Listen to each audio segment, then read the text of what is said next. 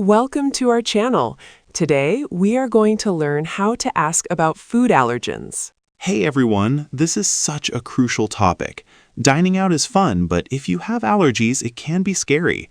We want to make sure you know exactly what to say to stay safe. Exactly. Knowing the right vocabulary isn't just about grammar today. It's about health and safety. Let's get started. First, let's define our key term, food allergens. These are substances in food that can trigger an allergic reaction. Right, and it's important to distinguish this from just not liking something. When we talk about food allergens, we mean your body fights against the food. Correct. It's a medical condition. You need to be very clear so the staff takes you seriously. Let's start with, I have an allergy to blank. Does this dish contain it? Simple and direct. Let's hear how that sounds in a restaurant. Excuse me, I have an allergy to dairy. Does this soup contain any cream or milk? Let me check the ingredients for you immediately. Sometimes you need to emphasize the danger. We use the phrase severe allergy. This is for when it's life-threatening. You might also want to mention if you carry an EpiPen. Mentioning an EpiPen signals to the staff that this is a medical emergency risk. I have a severe allergy to nuts. I carry an EpiPen, so I need to be 100% sure this is safe. We should cover the big ones: peanuts, tree nuts, and shellfish. Yes, peanuts grow underground, while tree nuts include almonds, walnuts, and cashews, and shellfish covers shrimp, crab, and lobster. These are the most common causes of anaphylaxis, so memorizing these specific words is vital. Even if a dish doesn't have nuts, it might be made near them. This risk is called cross-contamination. That's a huge word. It means allergens transferring from one food to another via knives or cutting boards. Exactly. Here is how you ask about it. I see you serve peanuts here.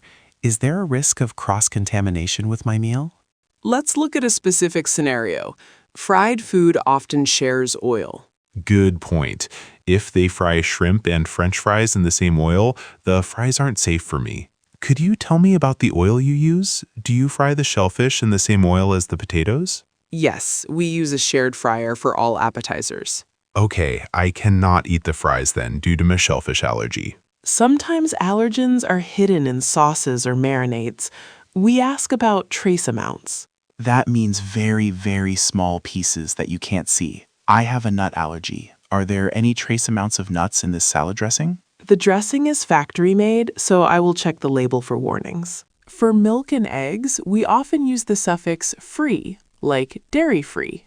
But be careful, dairy-free means no milk products, but it doesn't always mean vegan. Here is how to ask. Do you have a dairy-free menu? I cannot have butter, cheese, or milk. Yes, all our vegan options are completely dairy-free. If you are very worried, ask about the kitchen procedures. This asks how they actually cook the food. Do they change gloves? How does the kitchen handle food allergens? Do they use separate cookware? Yes, our chef changes gloves and uses a sanitized area for allergy orders. Never guess. You can always say, "Could I please see an ingredients list for this dish?" Most places have a binder or a digital list just for this. I'm allergic to soy. Could I please see an ingredients list for the veggie burger? Certainly. Let me bring out the allergen binder for you. If you swap an item, don't assume the new one is safe. You need to verify the alternative. Right, if you swap pasta for rice, check the rice. If I swap the mashed potatoes for steamed veggies, is that alternative also safe to eat for a gluten allergy? The veggies are steamed with plain water, so yes, they are safe. If the server looks unsure, always ask for a manager. It's your health. Don't be shy. Managers are trained for this. I have a life-threatening peanut allergy. Could I speak to a manager to ensure the kitchen is aware? Absolutely. I will personally supervise your order to ensure there is no cross-contamination. Briefly, let's distinguish intolerance versus allergy. An intolerance, like lactose intolerance, hurts your stomach. An allergy affects your immune system. Both are valid, but allergy implies immediate danger. It is not just an intolerance. I have a confirmed allergy to gluten. When the food arrives, there is one last step: double checking. It's the final safety barrier. Can you please double check with the chef that this was made without nuts? I did verify that personally, but I will ask one more time to be certain. Let's recap the essential vocabulary for your safety. Remember these: severe allergy, cross-contamination, ingredients list, and safe to eat. And don't forget to mention your EpiPen if you have one. It changes how the staff reacts. Being clear keeps you safe. All right, Mark, let's practice. We are at a seafood restaurant. You have a shellfish allergy. Okay, since there is shellfish everywhere here, I need to be extra careful. I should probably ask for the manager right away. Good plan. Go ahead and ask me as if I'm the hostess. Excuse me, I have a severe allergy to shellfish. Before we sit, could I speak to a manager about your safety protocols? Now we are at a bakery. You want a cookie, but you see they sell nut pies too. Ooh, that's risky. I'm worried about the baking sheets. If they reuse them, I could get sick. Exactly. So ask me about the risk of cross-contamination on the equipment. Hi, these cookies look great, but do you bake them on the same baking sheets as the pecan pies?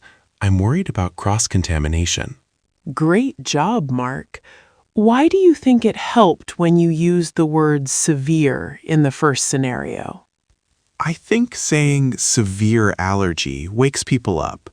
If I just say I don't eat shellfish, they might think it's a diet choice. Exactly. Being clear about severity and mentioning consequences like anaphylaxis helps the kitchen keep you safe to eat. It's better to be annoying and safe than quiet and in the hospital.